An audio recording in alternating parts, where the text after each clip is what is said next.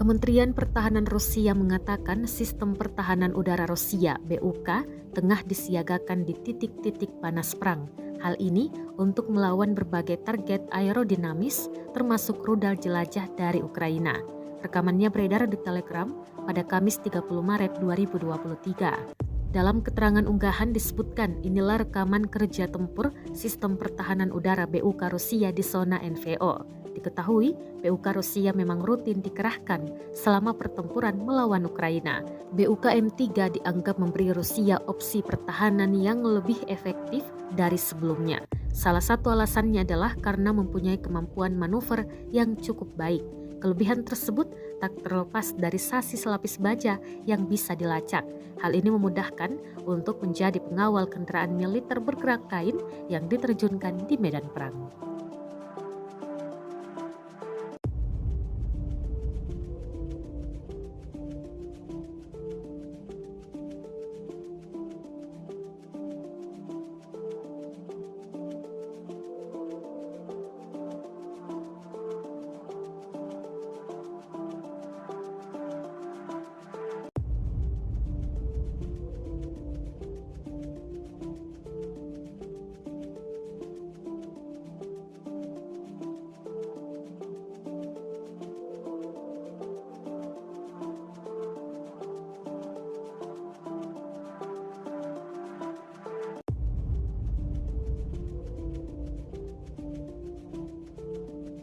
Terima kasih sudah nonton.